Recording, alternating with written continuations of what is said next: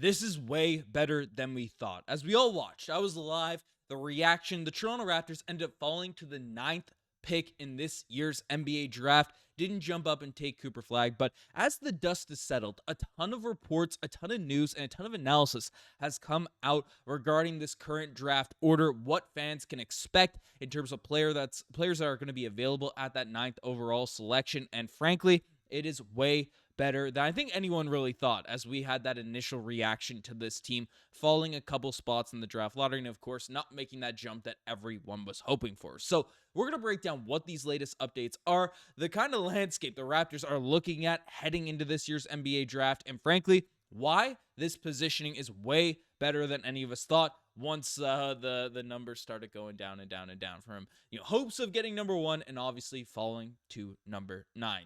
So much to break down out here in this video. Before we dive into that, folks, you guys have been crushing it, hitting that subscribe button. We hit that 37,500 mark, so we're continuing to grow. We want to keep building this community, hit that 38,000 subscriber milestone. So appreciate every single one of you that have hit that subscribe button. But make sure, if you want to stay up to date with all the latest Toronto Raptors news, you guys hit that subscribe button. But let's dive into it, because of course the big topic, the big guy that everyone brought up was, of course, Cooper Flag, who is now going to the Dallas Mavericks. Still believe it's rigged. I think that's a sentiment that a lot of people came to in terms of once the Mavericks got that selection. We're not going to dive into that too much here. Whatever. Good for Marcel. Good for the Dallas Mavericks. That is what it is. But the player that's on the minds of a lot of Toronto Raptors fans, and why a lot of people were frankly disappointed in getting that number 9 overall selection, was Maluach, who is a player that we felt was a lot more likely to land in the Toronto Raptors' lap if we were at that number 7 position. And falling down those 2 spots adds some more variability in terms of the players that are available, and the most intriguing guys, of course, Maluach, who has been a part of the Giants of Africa program, so has a relationship with Masai Ujiri there. And, he's 7'2", he's a rim protector, he's mobile, he's a lob threat. He's been developing that three-point shot as we pulled up videos as of late. He is a piece that a lot of Raptors fans were just like, hey, we get 9, now we can't even get Maluach. What's going on here? Well, the first thing, because there's a lot of developments I want to discuss in regards to the Toronto Raptors draft position at this point, Maluach is still not out of reach for the Toronto Raptors. Just looking at the different mock drafts, there are a lot of stuff that we want to go into. So basically, one mock draft from CBS Sports has Maluach going 9th to the Toronto Raptors. And basically, their analysis was, with Jakob Poeltl hitting free agency next year, the Raptors could use a long-term answer at center. And many people around the leagues view Maluach because of his time in the NBA Africa with NBA Academy in Africa, and Masai Ujiri's efforts to promote basketball within the region. It's a connection that makes a ton of sense to the Raptors sliding back to number 9. Maluach isn't a monster shot blocker, but he understands how big he is and excellent at using his size to cut off angles and contest in the interior. Offensively, there are more questions, largely about his hands and overall feel for the game, but he got to basketball a bit late and is still working on how to see the floor around him. He also doesn't seem to come down with contested rebounds, as was starkly seen in Duke's Final Four game against Houston, when he played 20 minutes and had 0 rebounds. Still, someone who will take the bet on a player who's 7'2", with long arms, with movement and skills. So I love this, because you see the framing of that. It's all kind of negative out there at Maluach. And I've heard a few things about after his big game out there at the Duke Final Four, him falling in the draft, the visa issues, him falling in the draft. And frankly, those are things that I'm not too worried about for a raw, very athletic, high upside center. I'm not really stressed about that. If I'm Masai Ujiri, if I'm the Toronto Raptors, I want that sort of high upside play out there at that number 9 overall selection. So, the fact that some of the mocks are kind of painting him in a more negative light due to short-term things, that is something that is positive there. So that's a good thing to look at. So they have him mocked going number 9 to the Toronto Raptors. Another mock has him going 14th to the San Antonio Spurs. So you've seen the wide range in terms of where he could get selected. Some people are bringing up the visa issue as a serious thing and why that could really affect him being with the Toronto Raptors, because if he leaves the United States, then he might not be able to get back in.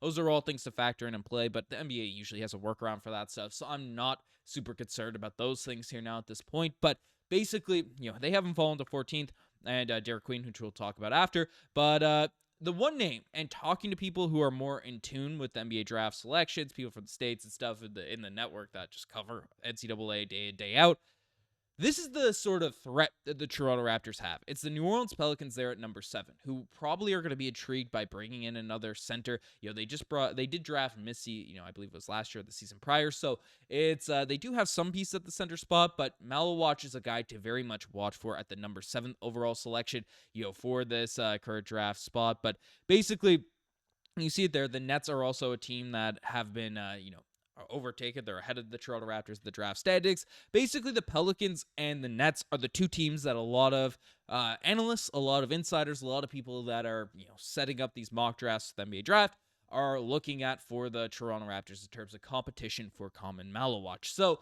basically, while it's and looking at the mock drafts, this is one of, beyond the top 2 picks, this is one of the most scattered mock drafts I've seen in a long time, especially for one that's regarded as a talented draft. Last year was pretty crazy as well, but a lot of people are saying, hey, none of these guys are good, so it doesn't really matter. This year it's like, oh, there's a lot of good players, but they're bouncing all over the place. Common Maluach is certainly still in play for the Toronto Raptors at number 9. So that's the first thing. And there is a negative spin getting thrown on his game by a lot of people. So I've heard, a few Wizards fans saying that he could be an option out there at number 5 as well, even though they took Sarr in last year's NBA draft. I don't know. It's not a sure thing that he falls. Of course, it would have been much more likely the Raptors end up getting Maluach if we were at the 7th overall pick, but there is still a very realistic possibility of him falling to number 9. So that's the first big takeaway in terms of why things are better than we initially thought last night reacting to that draft lottery. The other one is Derek Queen. So both Maluach and Queen, as you can see in this current mock draft here in terms of the big list, both are centers, both are guys that are kind of available at that spot. And Queen, similar to Maluach, is kind of all over the place. I've seen him mocked at 12. I've seen him mocked at 5. I've seen him all in these different areas. And if you're not familiar with Derek Queen, again, he averaged 16.5 points per game, 9 rebounds, 1.9 assists. Shows some upside as a shooter, but isn't, that 3-point shooting specialist by any stretch of the imagination. But definitely a guy that I think a lot of Raptors fans are intrigued by in terms of, hey, he's less like intangibles, like, hey, this guy is extremely high upside as a defender and stuff, but is a much more polished offensive player, can get some buckets all around in different places, and, is just a more well-rounded guy at this current stage in his development. So, we've heard Masai Ujiri say that they're going to take the best player available. And this is what this quote says. And it's that answer everyone gives, yada, yada, yada. But yeah, another young big. We need another young big. We would definitely look into that, but it's not really focused on that. To be honest, there are a lot of talented kids. So even though Masai Ujiri is saying they're going to take the best talent available, getting a young big is a little bit of a priority for this team. So both in these mock drafts and stuff, Maluach and Derek Queen are still hovering around right where the Toronto Raptors are selecting. So those are two positives to kind of look at. The two guys that we're talking about in terms of our draft range leading into the lottery should still be available now at this point. So those are the biggest things that we can kind of, come at peace with, for the Toronto Raptors based off of the draft lottery standings. Now, there are a bunch of names that are getting thrown out there in terms of potential Masai Ujiri draft picks because there are a lot of intriguing high upside players. And Noah Esenyu, and I don't know if that's how you pronounce it, is a player that I saw a lot of names start to circulate regarding this Raptors team. Again, a very raw, high upside French player that just screams like the type of guy. If Masai Ujiri's regular guys on the board, and frankly, Derek Queen is a guy that I'm very intrigued by, but I could see Masai Ujiri going in an SNU direction rather than a Derek Queen direction, but that's just from experience from what we've seen from Masai Ujiri out there in the past. But basically a player that is encouraging in terms of high upside. Some people love him, some people hate him, as with is the case with any of these types of draft picks. But per 36 minutes, average 18.8 points per game, 8 rebounds, 1.7 assists. Just an intriguing defender, very athletic, high upside, very long wingspan. So go dating back to the Bruno Caboclo days, definitely an interesting piece. But we're gonna cover all of these guys more in depth in their own individual videos out here on the channel. So make sure you guys subscribe to that. But frankly, the main sentiment I want to get out today is this is way better than we thought.